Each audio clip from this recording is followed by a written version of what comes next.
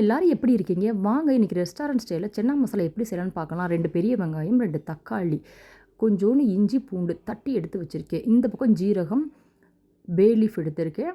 கொஞ்சம் கிராம்பு, பட்டை. ஒரு வடச்சட்டியில நான் எண்ணெய் ஊத்தி அந்த ஸ்பைசஸ்லாம் போட்டுட்டு, நம்ம கட் பண்ணி வச்சிருந்தோம் இல்லையா ஆனியன், இப்போ அதையும் சேர்த்துக்கிறேங்க. பெருசு பெருசா நறுக்கியிருக்கேன்னு பார்க்காதீங்க. இதை நல்லா வதக்கிட்டு நம்ம அரைக்க போறோம். நம்ம தட்டி வச்சிருக்க இஞ்சி, பூண்டு 2யுமே நான் சேர்த்துக்கிறேங்க. நீங்கள் இஞ்சி பூண்டு சேர்த்துக்கோங்க, அப்போ தான் கேஸ்ட்ரிக் இல்லாமல் இருக்கும். இந்த பக்கம் நல்லா காரமான மிளகாய்த்தூள், மஞ்சள் தூள், மல்லித்தூள், ஜீரகத்தூள், கொஞ்சோண்டு கரம் மசாலா இதை நல்லா தண்ணியில் லம்ப்ஸ் இல்லாமல் கரைச்சி எடுத்துகிட்டு வந்துக்கிறேங்க.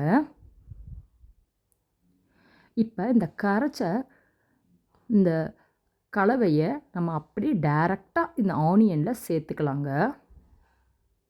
சேர்த்து கொஞ்சம் லைட்டாக வதக்கி விட்டுக்கிறேன்.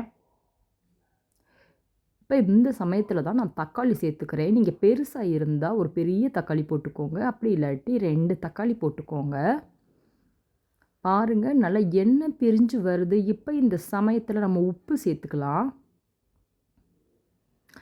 பார்க்கவே அவ்வளோ ஒரு அற்புதமாக இருக்குது. இதை நான் ஒரு மிக்ஸி ஜாரில் ஆறின பிறகு நல்லா அரைச்சி எடுத்துக்கிறேன். நான் நைட்டே ஒரு 250 கிராம் ஒயிட் சென்னாவை ஊற வச்சுருந்தேன். அதை லைட்டாக கொஞ்சம் உப்பு போட்டு ஒரு 7 விசில் விட்டு நல்லா எடுத்துகிட்டு வந்துட்டேங்க.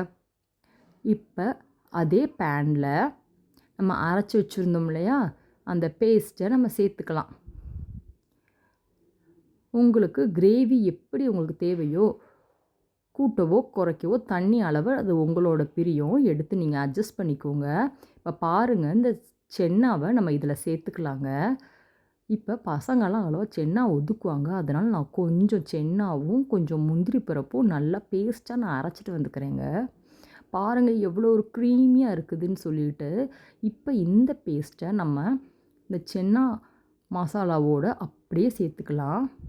இந்த கிரேவி பாருங்கள் எவ்வளோ எம்மியாக இருக்குன்னு. லாஸ்ட்டில் கொஞ்சமாக லைம் சேர்த்து கொஞ்சம் கருவேப்பிலை, கொத்தமல்லி சேர்த்தா சப்பாத்தி, புலாவ், பூரி எல்லாத்துக்கும் அட்டகாசமாக இருக்குங்க. எப்படி எண்ணெய் பிரிஞ்சு சூப்பராக இருக்குது. இது ஒரே ஒரு தடவை நீங்கள் ட்ரை பண்ணி கட்டாயம் பாருங்கள். பாராட்டு நிச்சயம்.